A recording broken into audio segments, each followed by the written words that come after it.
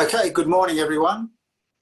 My name is Peter Smith and I'm the Program Director for the Bachelor of Construction Project Management course, and we're going to give you a quick presentation, quick overview of our course. I've got two colleagues with me that are going to assist with the presentation. Ali Reza Fardfini, and he's the Acting Program Director for our course this semester. And we've got one of our star students, Nick Sy, who at the end of my presentation will give you some insights in what it's like to be a Bachelor of Construction Project Management student. Before we get going, just like to provide the acknowledgement of country. So I'd like to acknowledge the Gadigal people of the Eora Nation, upon whose ancestral lands our city campus now stands. I'd also like to pay respect to the elders, both past and present, acknowledging them as traditional custodians of knowledge for this land. It's also important to let you know that we are recording this session, but what we're only recording is the audio and screen share. So unless you put your video on, we won't be capturing any images of you or anything like that. There will be a question and answer session at the end where they will be recorded, any questions that are put up and so on. But I won't read through all of this while I'm talking. If you could just quickly skim or read through the detail here. If you don't wish to be involved or be recorded, at the end there it says if you could just email UTS, that email marketingprivacy@uts.edu.au. But through this presentation, I'm just going to be sharing my screen, and then at the end, as I said, we're going to be talking with Nick about his experiences in our course so far, and then we'll finish off with questions and answers. And also there's a live chat that's going on all day that you can also contribute or you can also access at the end of this session. All right, so this is how to ask questions, and so there should be a Q&A box at the bottom of your screen. So as I'm talking, you can type in questions. I probably won't be able to address them immediately, but we'll look at those at the end of my presentation, because I want to make sure I get through all of the key things that I'd like to let you know about. Okay, so our Bachelor of Construction Project Management course, as mentioned, I'm the Program Director for our course, and you can see there my profile. You can go to that link on the UTS website to get further details about myself.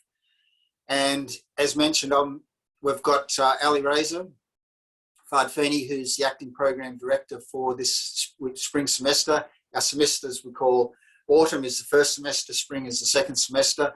I'm actually on research leave this semester, and so Ali's taken over the reins and doing a great job. So any further questions that you have during this in coming days, you can contact me, but you can also contact Ali Reza. Okay, so our course is nested in our design, architecture and building faculty. In our faculty, we've got three schools. As you can see there, architecture, design and the built environment. So our course is within the School of the Built Environment, but we're all under that banner of our design, architecture and building faculty.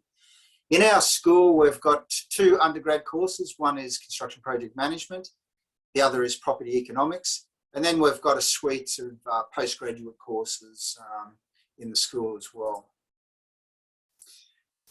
Okay, I always like to emphasise this right at the outset because it is very important. If you really want to do this course, it's really important that you put UTS as your UTS Bachelor of Construction Project Management as your number one preference.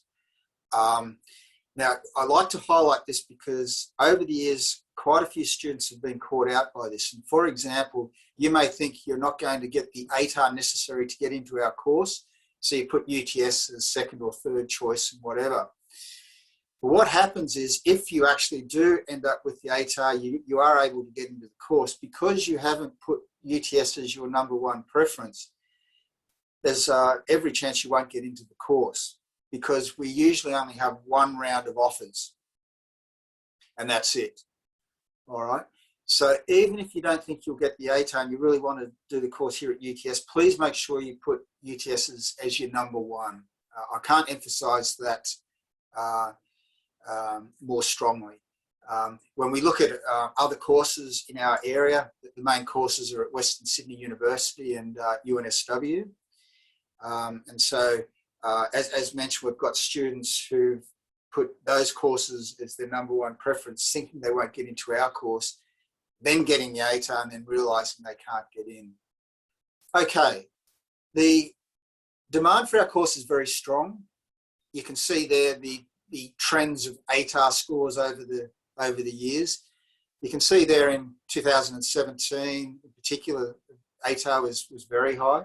You'll see a drop there from there, which for you, I would imagine you're looking at that and say, well, that's good. There's a reason for it dropping. Two things. There's been an adjustment in terms of how ATAR scores are published throughout Australian universities, but also in the last couple of years, we've had quite a large increase in students, and that's led to an adjustment of the ATAR. But irrespective, our ATAR entry score is the highest of any comparable course in Australia, and I think that reflects this very strong demand for our course. And we also have a cap on numbers, so we don't have too many students in our course. I mentioned we did have an increase in numbers in the last couple of years, but we've capped that at a manageable level.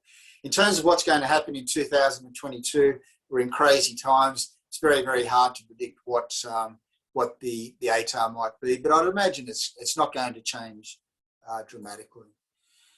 Now, in terms of our course, I'm not here to kind of beat my chest and say UTS is construction project management course is the best in the world and all of that kind of thing. But the thing is, we've got a very, very strong course and it performs very, very well. The university does a review of all courses and subjects throughout the university every year, and they come up with a report. And with these reports, our course is rated in the top 20 of all the best performing courses in the whole university for each of those years you can see there. So 2012, 14, 16, 18, and most recently 20. So this is the front cover of the 2020 report. It's dated 2021, but it's based on the 2020 academic year. So we've got a very high performing course. Now, our course focuses on the professional management of construction projects. The main disciplines that are covered are project management, construction management, what we call quantity surveying, cost management. There's a very, very strong project management theme throughout the whole course, and I'll talk about that shortly. There's a very high level use of digital technologies, which is really important for our industry, and it puts our graduates at a step ahead of others, I think, graduating from our course with some very detailed knowledge about leading edge technologies that our companies in our industry are moving towards using and are really relying on our graduates to assist them with that. We have a whole range of different innovative teaching approaches. We have industry experience requirements. You need to get a certain amount of industry experience before you graduate from the course. We've always had a strong emphasis on a collaborative education process, combining actual real-world industry experience as well as your academic studies. We see so much benefit in students combining both. There's also a huge amount of employment opportunities with our course. I'll talk about that shortly as well. Under the banner of project management, there's so many different subsets that you can work in. And as a result, we've got one of the highest graduate employment rates in the whole university, and also one of the highest graduating salaries. Now, life's not all about money, far from it. But when you do a course, I think it's really a university course. I think it's really, really important that you do a course where there's very, very good employment prospects, and the salary prospects are also good. And we certainly tick the box there. Construction has traditionally been a male-oriented industry, but that's changing significantly now. And in our course, we have a very strong a very large number of female students now, approximately 25%. I think it's even higher than that, 26, 27%, which is fantastic and really, really important for our industry. Now, the course is also internationally recognised as a project management degree on its own. Obviously, we have a construction focus, but it's also, because we've got a very strong project management theme, it's also recognised globally by the Project Management Institute. That's the preeminent global project management organisation across the world. And they don't accredit, they've got very, very high standards for accreditation, and they don't accredit many undergraduate courses around the world, mostly postgraduate master's courses and so on. But ours is accredited and has been so for about 5 or 6 years. It's only one of a very small number accredited undergraduate courses accredited globally, and it's the only one of its type accredited here in Australia, specifically in the construction and project management area. We're also accredited by the Australian Institute of Project Management. Now, you might think, well, so what? It actually is very important, because what you'll realise with our course is that you'll learn about construction project management. But when you finish our course and you gain experience in construction project management and all its subsets, what you'll find is there's going to be a lot of other potential opportunities in other industries and other sectors, because project management applies to all industry sectors.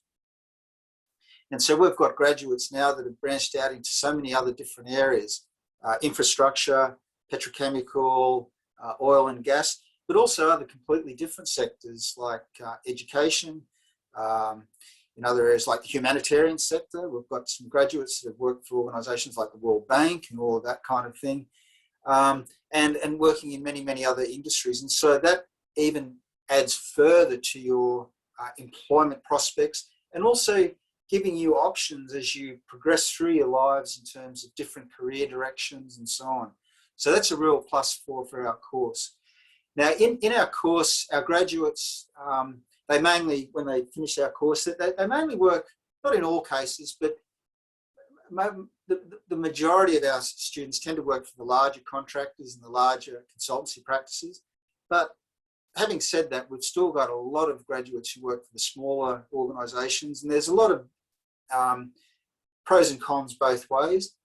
But also, the students in our course, students need to get industry experience while they're doing our course, and those that are doing our course tend to work for the similar kinds of organisations. So our course is definitely targeted at the higher end of the market, the professional management of projects. We have very good technical content, which is really, really important to underpin your careers about how to construct things, etc. But we're not about how to hammer a nail and build with your hands or anything like that. That's not while we have a strong technical component. Our course is targeted to the management side of things.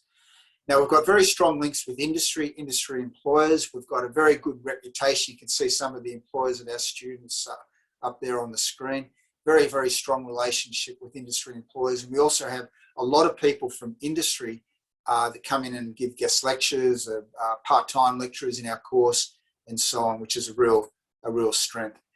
In terms of the course structure, our course is 4 years. Now, I know many university courses are 3 years, but it's quite common for courses of our type to be 4 years long. Now, one of the key reasons is for example, here in New South Wales, to be able to get your builder's licence, your degree needs to be 4 years long. And so if it's not, you need to do further study. But ours is a 4 years full-time course, and that enables us to cover a lot more content, and that means that when you graduate, you've got more knowledge moving forward, but also you've got part-time options.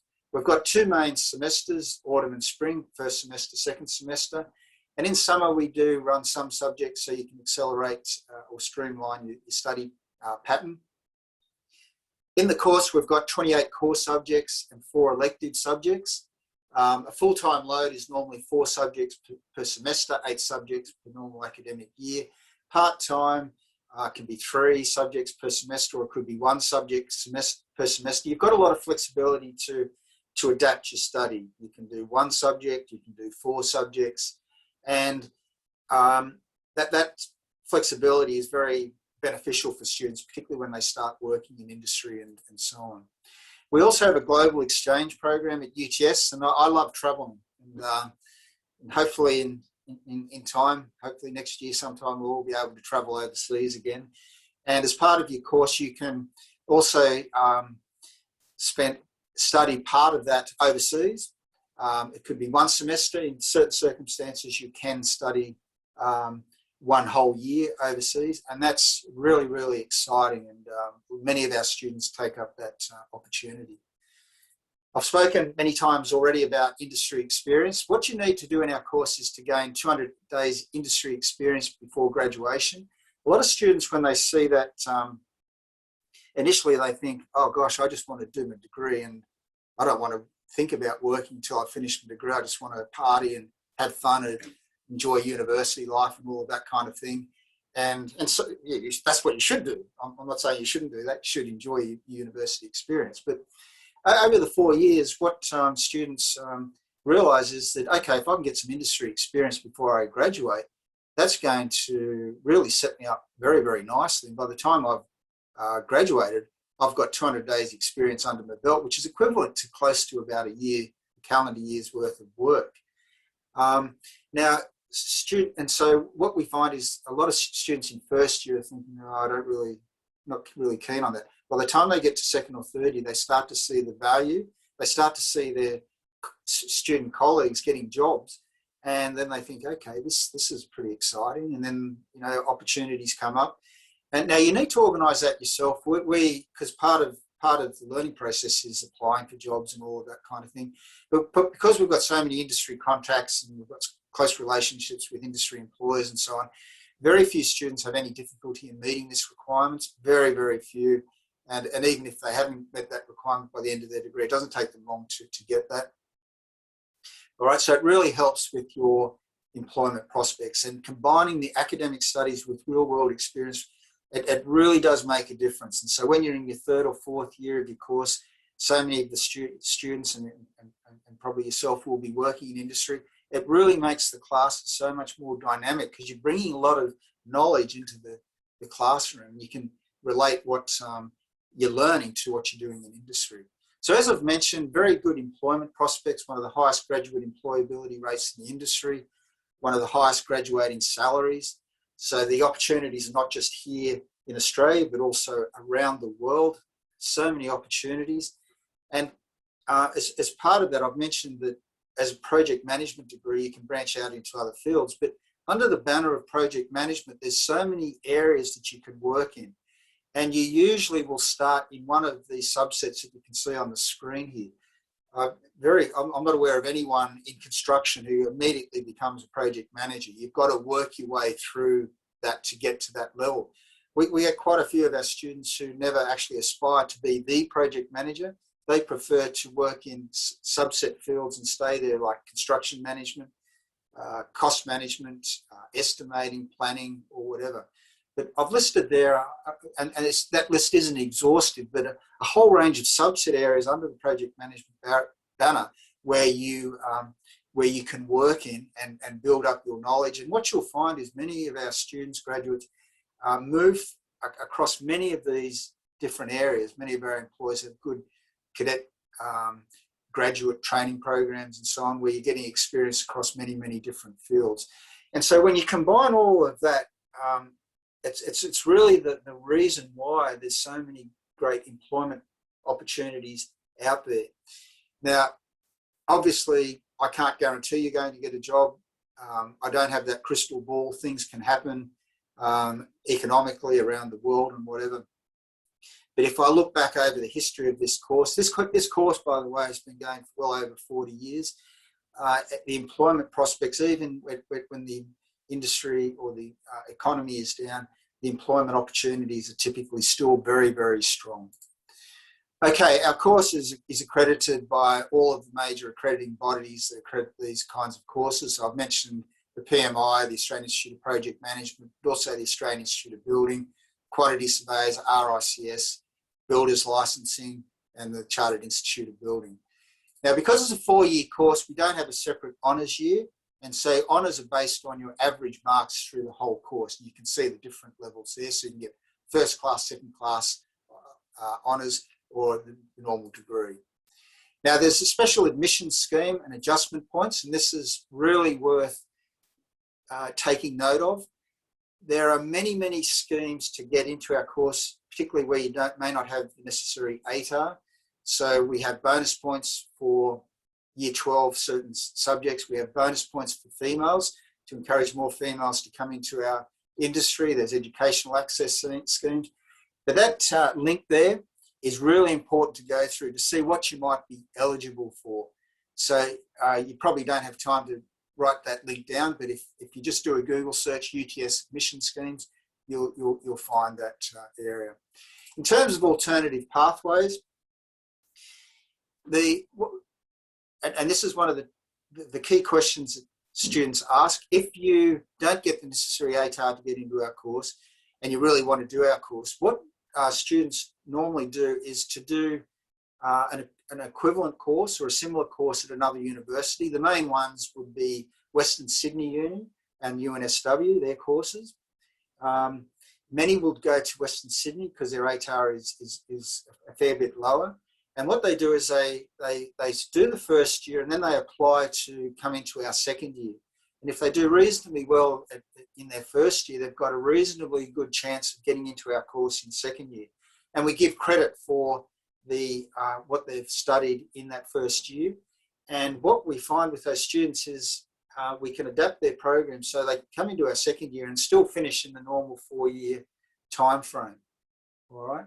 And with the ATAR, how we calculate that is it's 100% of your tertiary results, what you might do at, say, Western Sydney or UNSW, or your HSC result, whichever is the better. So if your ATAR wasn't as good as you would hope, and you do well in your first year at another uni, we'll take your uni results to base your application for the second year.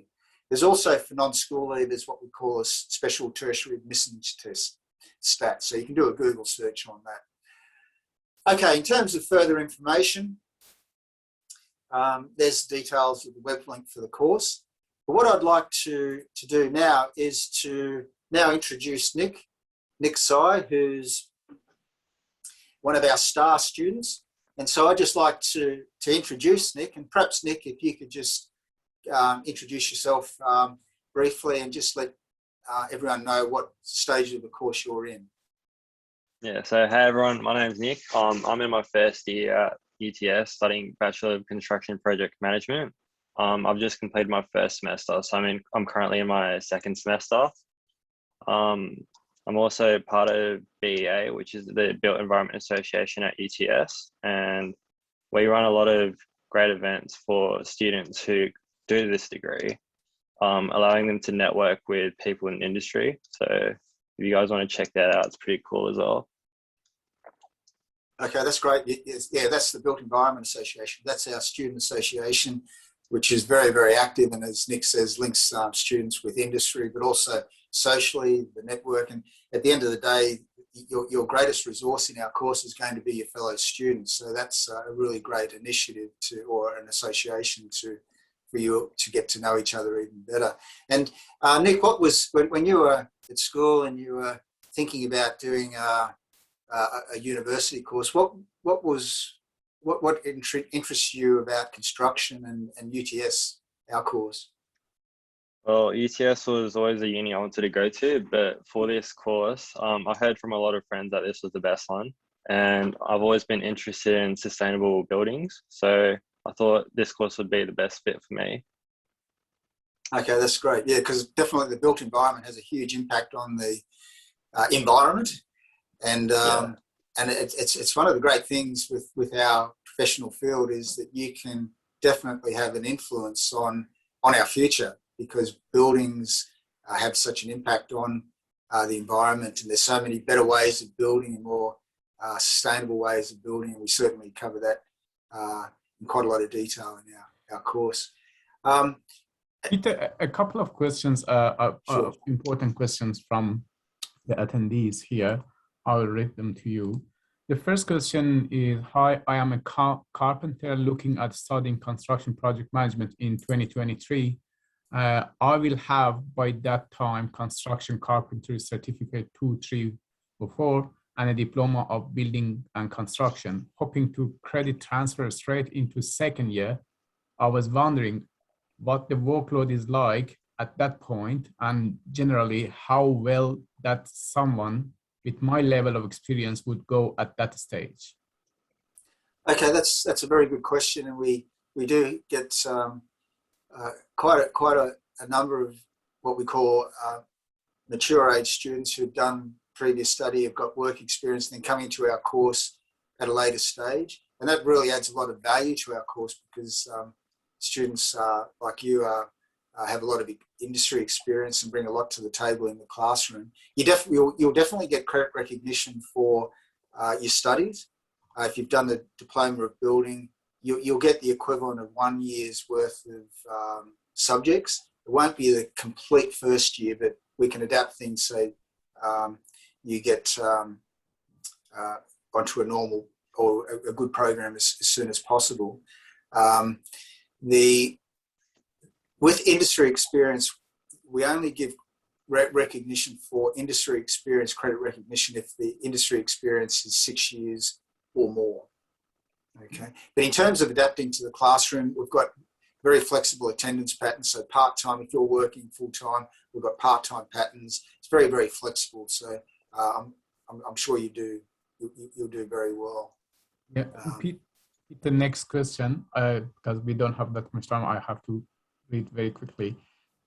Will this course industrial experience, in addition with the course content, allow us to apply and claim a builder's license with no further study? Okay, so with the builder's license, you certainly won't need to do any further study, but with the New South Wales Department of Fair Trading, they look after the building licensing area. What you will need to demonstrate is a certain level of experience. So your industry experience in the course will certainly count. But what you should do is look at the New South Wales Department of Fair Trading website, because they have a certain industry experience requirement. So I think it's a couple of years experience. So we've got a requirement of 200 days. Okay, so they will require more experience and in specific areas. So the course definitely meets the requirements. Yeah. And the next question is, I just lost my document. I can see there's one, there's yes. any assumed knowledge. There's no assumed knowledge, so you have done the HSC and all of that kind of thing. A lot of people think you need a lot of high-level maths to do our course. That's not the case. Yeah. The level of maths in our course, I think, is fairly straightforward. Students may disagree, but I think the most important skills coming from school is English, communication skills, and so on. That's right. I'm just mindful too with Nick. With Nick, what do you like most about the course? Maybe giving some insights. What I like most about this course, I think currently my favorite subject would be digital built environment. We're currently using Revit to make a floor plan for a house. Last semester, I'd say my favorite subject would be your subject, Peter, Introduction to Built Environment. That was pretty cool. And yeah. Okay, thanks, Nick. We'd arrange for Nick to say that. No, thanks, Nick. Okay, any other questions here? Yes, there is one more question that I would probably... are subjection adjustment points allocated automatically, or do we have to apply for it? Yes, the special schemes, so for the bonus points for your HSC subjects, they're automatically calculated. You don't need to do anything for females. That's automatically calculated. There are other access schemes where you do need to apply for, and that might be the elite athlete or entertainer area. So just have a look at the website in detail, UTS special admissions schemes. But particularly the bonus points are automatically calculated. And another question is how much experience is needed? I reckon this is in reference to the graduation requirement of 200 days of industry experience, Peter, I guess. Yeah, how much experience is needed? The minimum is 200 days through our course. And you can do that at any time over the 4 years. You don't have to do it in the last year. You can do it start from first year. We usually recommend that students start getting that experience in second and third year. But before you start the course, you don't need any experience whatsoever. And I would say, roughly, I would say 90 to 95% of our students, when they start, have had no industry experience at all. That's where they're coming from school. And another question, for the early entry program, as it only considers year 11 results, for this course, what subjects are evaluated and what minimum grade do you need? Yeah, okay, Jaden. Yeah, that's a good question. I must admit, I don't really know the answer to that question. That's more the University Student Centre that would be able to answer that question, because I don't get involved with that side of things.